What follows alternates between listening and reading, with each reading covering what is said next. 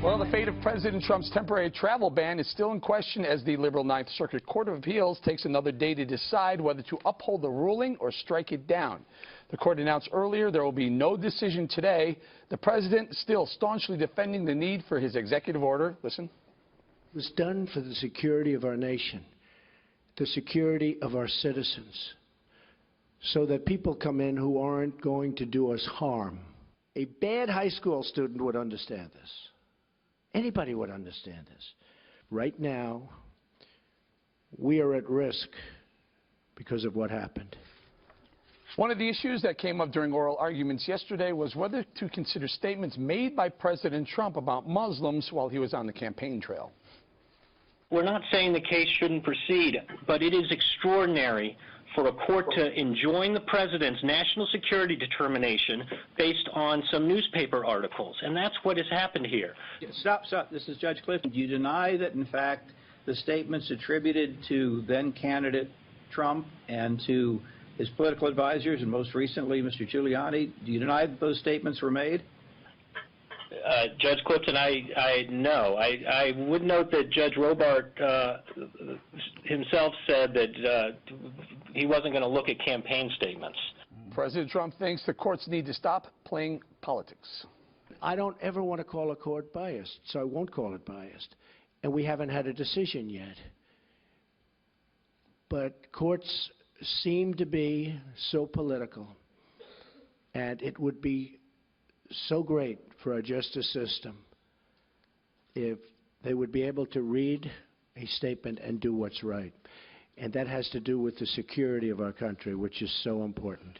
All right, KG, we'll do politics in a second, but hearing that back and forth between the Department of Justice's lawyer and then the appellate court judges, any indication on what they may be thinking? Well, it was interesting because I agree with so many of the legal experts, and I said this last night on O'Reilly, that this line of questioning was inappropriate. They are supposed to examine the executive order based on the four corners of the document. They were bringing up inappropriate line of questioning by saying things like, well, Rudy Giuliani called it this, and, you know, President Trump said this about it.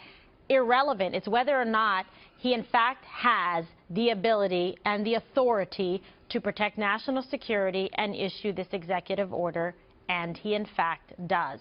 So whether they decide to legislate from the bench is a whole other matter, but this is the Ninth Circuit Court of Appeal. They are well known for being quite liberal, but there's two out of the three that are liberal justices, and there's one that would be termed more of a moderate conservative.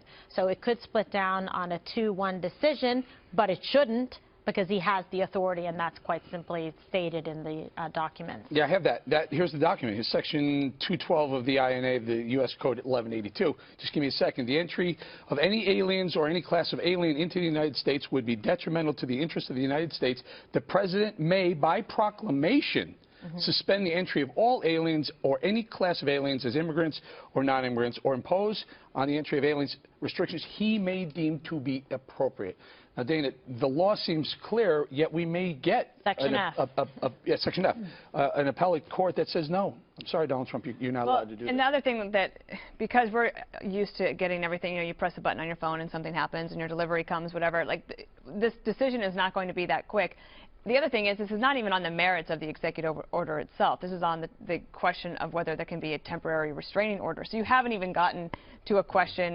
The original lawsuit filed by the state of Washington was on the merits. This hearing was about the temporary restraining order, which, if ruled against the government, then they could find another path. And I do think that I wouldn't bring up the candidate statements, but I do think that within that same weekend, when you had Mayor Giuliani saying that he was asked to put together a Muslim ban, that I think that is admissible in terms of looking at. I don't think there's anything wrong with him bringing it up. It's absolutely inadmissible. It's absolutely not allowed to be brought up. It has no bearing on it whatsoever what Rudy Giuliani or Joe Blow down the street says about it, because it has no bearing on it. It's whether the president has the authority to protect the country as a matter of national security. It said the president shall deem, meaning no one else. I'm not disagreeing that the president. I'm not disagreeing that the president doesn't have that authority. But even so, I don't know what the ruling would be in a court, but let's say they don't want to use that. There's a reason that on the question of popularity of this executive order, it is now being split because of a partisanship that is unnecessary. The executive order is actually fairly narrow in scope, but you can't even get to that point because you're talking about statements that were made on the record by somebody who said they were advising the president. All right, let me do a little politics with me, Greg. So if this appellate court does come back and say, no, I'm sorry, Donald Trump, we're going to uphold this stay, then if Trump wanted to push it further, the Department of Justice wanted to go further, it goes to a 4-4 Supreme Court. It's going to be crazy. But he could win 8-0. I mean, literally, President Trump could win 8-0, could win on the merits. I believe that, yes. All right. She answered my question. There you go. Sorry. So let's talk about the fact that Giuliani actually said Muslim banned. He was talking about a Muslim ban. And we're dealing with the most liberal judges like since Paula Abdul. These are people that actually said, that this ban is harmful to citizens. I mean, they actually believe that. That is the opposite of common sense. The vetting has no imposition, imposes no problems on the citizens. It's garbage. So where does this reaction come from? It comes from the fact that these liberal judges are educated on liberal campuses who now equate national security to oppression. The idea of protecting your family is somehow xenophobic and mean-spirited, that you think that maybe you should have borders and maybe you should vet. Terrorists, in many of these judges' minds, are just another country's freedom fighter, and that we're actually at fault. I think that's where this comes from. It bleeds down from academia, and now we're going to end up having quite a fight at the Supreme Court. Bob, you know what drives me crazy? This is the Ninth Circuit, right, KG? Yeah. There's 10 circuits, 11? No, well, this is the Ninth Circuit that's in San Francisco. Right, but I think there's 10 circuits, right? So this one circuit, this one area is dictating what the rest of the policy should be for the rest of the country. Meanwhile, there's one in the Northeast that says his temporary travel ban is okay and constitutional. Well, Donald Trump is about to find out that there's 3 branches of government and that his signature does not automatically make policy or make bad law. The fact of the matter is, I keep coming back to this. The last Yemen who had anything to do with terrorism in this country was 1975. Number one. Number two, if you really want to be serious about this, and you want not a Muslim ban. Talk to Obama about that. And if you want to be serious about it, then ban people from Saudi Arabia and Pakistan. They're the principal. That's why it's not a Muslim ban. What are you talking about Yemen? He targeted countries that have no centralized government, that have no government. Frankly, that Obama administration firstly wait a second. They're failed states. The people who sponsor this and pay for it are the Saudis, and the people who train are the Pakistanis. Those 2 countries alone are so much more important than these other ones. He picked this as low-hanging fruit. Then why did Obama pick it? But they have a vetting process. There's a difference in that the paperwork and the passport details, all of that stuff, that you can work with the Saudi government and the Pakistani government, others on those things. But if you have a failed state like in Somalia or Yemen or Sudan is another place, I think that it makes sense to put those countries on. Well, how about Iraq? Bob, she's right, and that's what General Kelly exactly said. That's what I mean. What about Iraq? Here's the point. They're on the list. Iraq is on the list. They're there, and we control it. That the Obama administration first pointed out. So if you're going to point a finger at someone having a quote-unquote Muslim ban, look at the Obama administration for that. It's not a question of the Obama. They're wrong. Well, first of all, they didn't put a temporary ban on anybody from those countries. But the other thing is, what they're talking about is I understand that there's training taking place in those countries.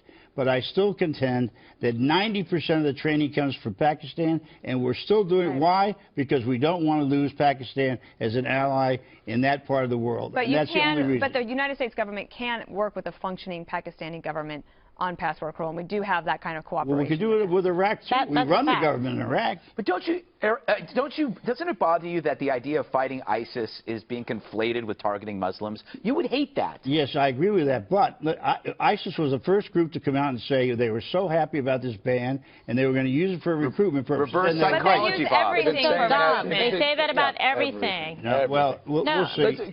Can we do this? Let's listen to how both sides are arguing their case. Here's the Justice Department's attorney. Listen. Oh, boy. In 2015 and 2016, both Congress and the administration made determinations that these 7 countries posed the greatest risk of terrorism. The president determined that there was a real risk. That's why the president determined that the best course was a temporary, it's a short halt in entry for 90 days while these procedures are looked at, and that's understandable. The president comes into office with an obligation to protect the national security of our country. And now the lawyer from the other side, from Washington State. In fact, it was the executive order itself that caused irreparable harm to our states, to Washington and Minnesota and our residents. So, of course, we believe that the federal government has shown no irreparable harm from reinstating the status quo prior to the executive order. What's the irreparable harm to the state of Washington? We had students and faculty at our state universities who were stranded overseas. We had families that were separated. We had longtime residents who could not travel overseas to visit their families without knowing that they would be able to come back. We had lost tax revenue. Okay, quick around, Greg. Delays, yes. He's exaggerating that. We know it's an exaggeration. The risk of opening up to terror. How is not a safe travel pause not the sensible assessment after you see what's going on in Europe? Europe wishes that it had done this. Germany wishes it had done this. How is this an imposition on society? It is pure common sense. No wonder these liberal judges don't understand it. They haven't seen common sense in years. It just drives me crazy. You know that the vetting process to get in here is so strict right now. I understand. And all Trump is doing is trying to fulfill a pledge he made to his supporters out there. He has no idea, none. And his I didn't say it, buddy, Bannon is even worse. They sat there and they picked out these countries that are Bob, you have no proof to substantiate the statements that you're making. And in fact, the President of the United States is privy to the presidential briefings and all the information coming in from the intelligence agencies. I thought he right, and he also met with President Obama and had multiple conversations with him. Yeah. So he is basing that on a set of facts and intelligence reports that he is privy to, and he has an obligation as the commander-in-chief to protect national security interests of the United States. And the countries that are referred to are failed states that have improper, inadequate vetting in place, like Dana said and General Kelly said. And not one of them can we draw a terrorist act. You know what you're doing? You're conflating two issues. You're talking about the vetting of a refugee program versus what Trump has said, that we need to take a look at what the method that we allow people to come into the country via visa, via passport, for whatever reason, and to close any loopholes that a terrorist, as ISIS has promised, might be able to use. You don't think they've been closing loopholes for years? But it's not the refugee program that you're talking about. A 2-year vetting process with the refugee program. This wasn't that. I'm talking about this 90-day stay. Yeah, exactly. It's a 90-day. And the idea of a 90-day stay based on some holes in the process is ridiculous. Why? It is pure politics. How many holes do you need for one terrorist to get through? One hole. One terrorist can kill a lot of people. Came in any of those countries that did a terrorist act. I think we have had a list of them that we've gone over all day on Fox News. Right. My final thought would be, whereas the government might lose in the Ninth Circuit, I believe that on the merits, President Trump will be successful if and when it gets to the Supreme Court. I'll leave it right there.